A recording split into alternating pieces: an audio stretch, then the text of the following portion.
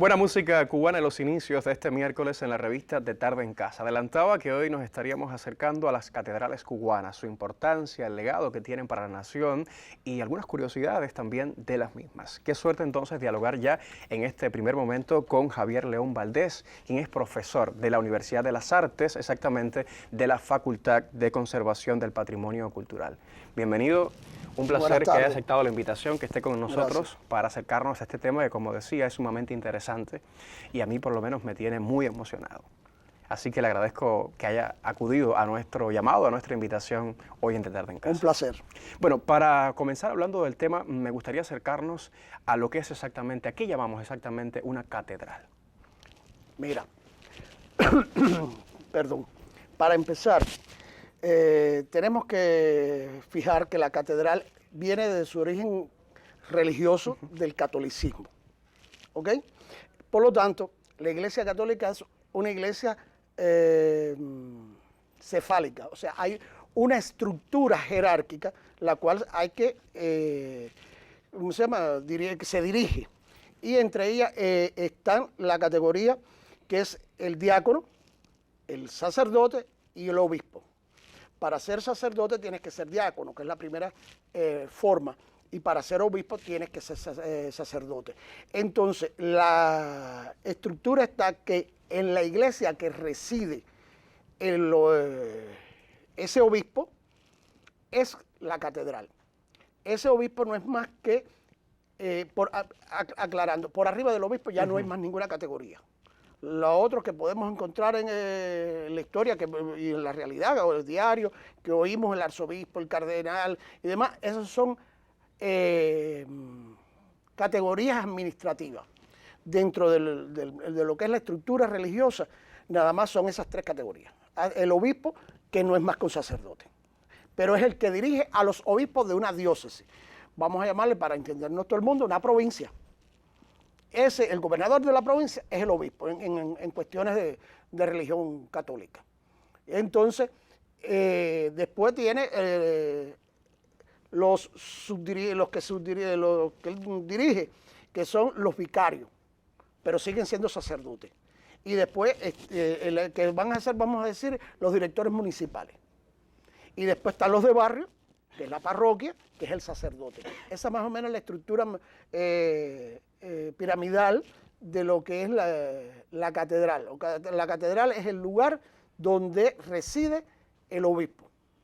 Según la historia, ¿cuándo surgen entonces las catedrales? Mira, las catedrales surgen desde que la Iglesia Católica es oficializada. O sea, desde ya por el siglo III ya tenemos elementos para llamar catedrales. No es a lo que después vamos a ver las catedrales del siglo XII, esas góticas grandísimas, no, son los elementos, ya te digo, donde están, una de las más representativas y una de las más importantes, es donde muere Pedro, uno de los 12 apóstoles, y en ese cementerio después se hace una iglesia y por ende, como él es el primer obispo de Roma, porque fue consagrado así, según la Biblia, de que Jesús le dice, este será la piedra angular, ¿ok?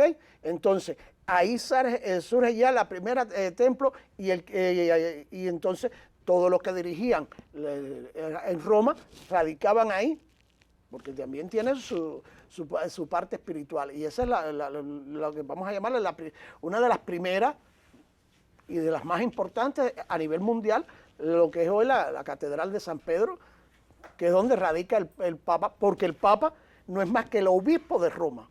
Exacto. Esa es la categoría, para poder ser Papa tiene que ser obispo de Roma. Y entonces, por eso donde siempre lo vemos es en la Catedral de San Pedro.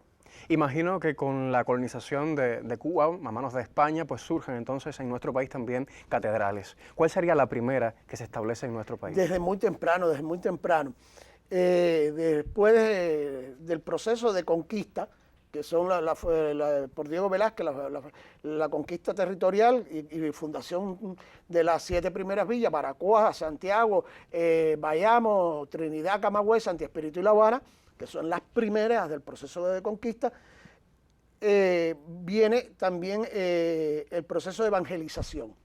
y por su ende se le da a la isla de Cuba la categoría de obispado.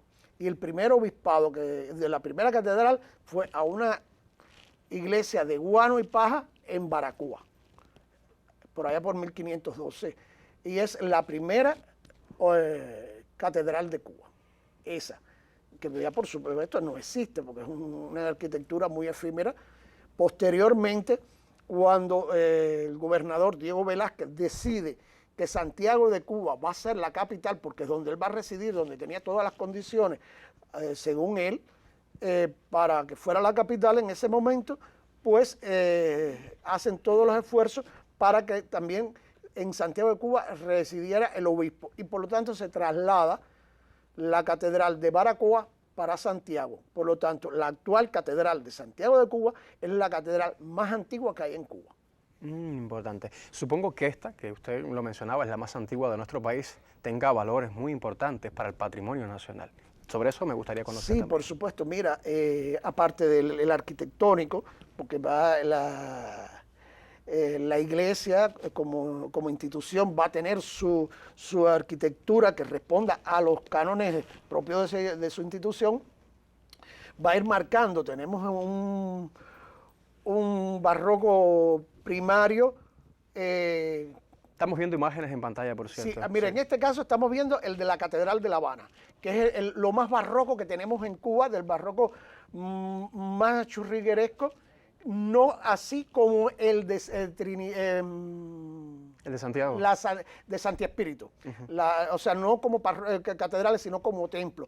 Mira, estamos observando la de Santiago de Cuba, que es neoclásica. La de Santi Espíritu es barroco herreriano, o sea, donde no hay curva. Es un barroco puro de línea.